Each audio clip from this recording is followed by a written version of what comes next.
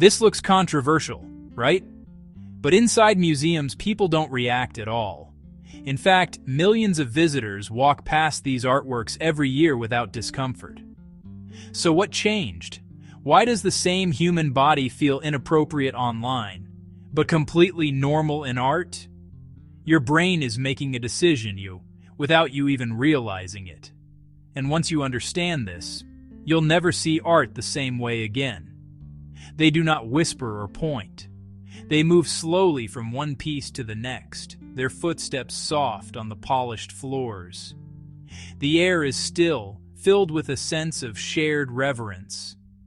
The same image, if it suddenly appeared on our phone screen, might cause a very different reaction.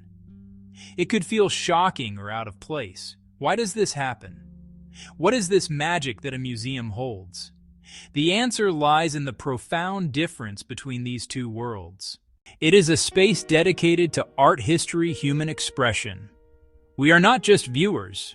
We become part of a silent, respectful audience that has gathered for centuries.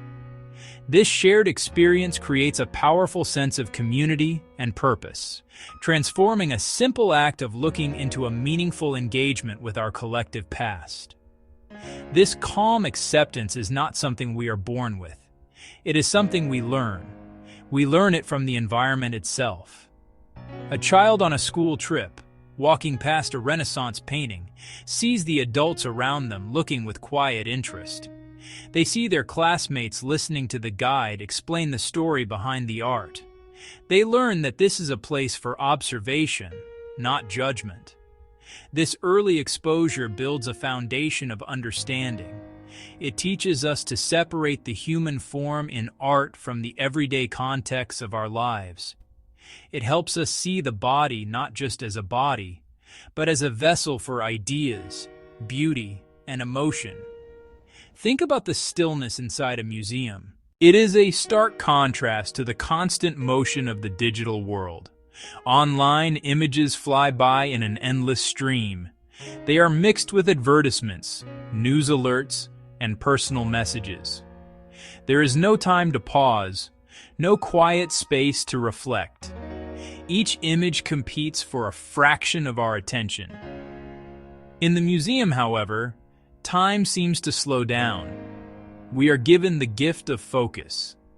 This deliberate pace allows us to look deeper, to see the artist's skill, to feel the story being told, and to find a connection that goes beyond the surface. The museum does not just show us art, it teaches us how to see it. Context is everything.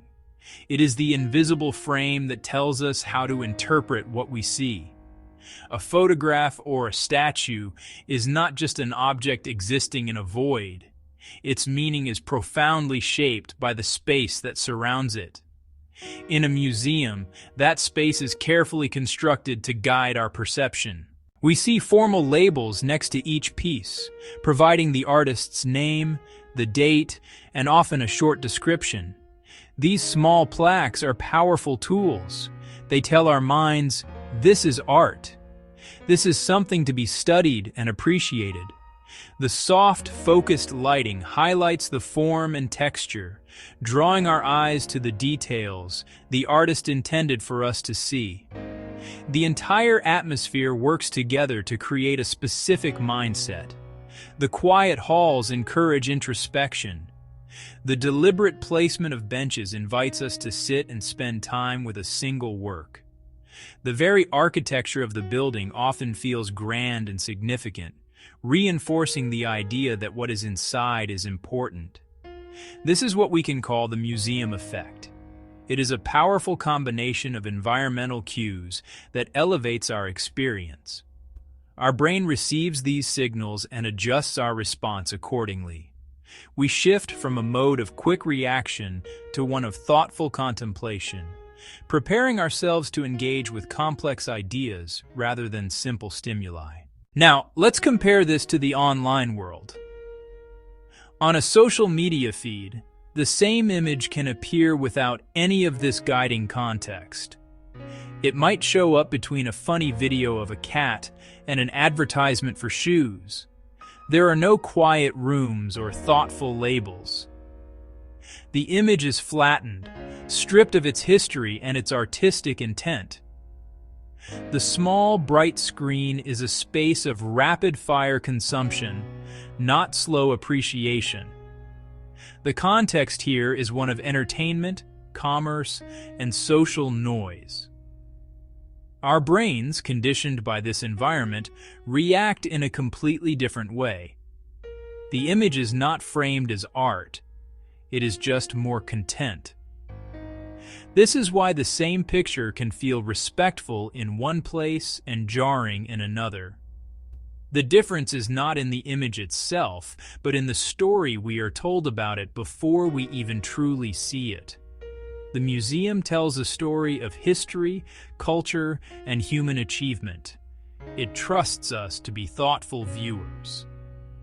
The internet, in its chaotic and unstructured nature, often tells no story at all, leaving us to fill in the blanks with our own assumptions and biases.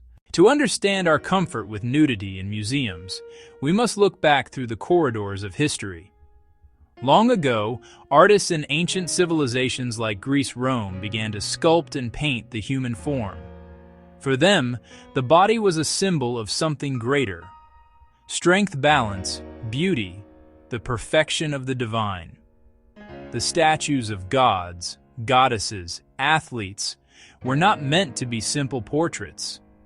They were expressions of a cultural worldview, celebrating the potential and harmony of the human spirit. These traditions established the body as a worthy and noble subject for art. When the Renaissance dawned in Europe centuries later, artists looked back to this classical past for inspiration. They revived the study of human anatomy and the depiction of the nude figure. Painters like Michelangelo, Leonardo da Vinci used the body to tell powerful stories from mythology and religion. Think of David, standing strong and poised, or Venus emerging from the sea. These were not just pictures of people. They were complex narratives about humanity, faith, and the nature of existence. This long, unbroken tradition created a rich visual language.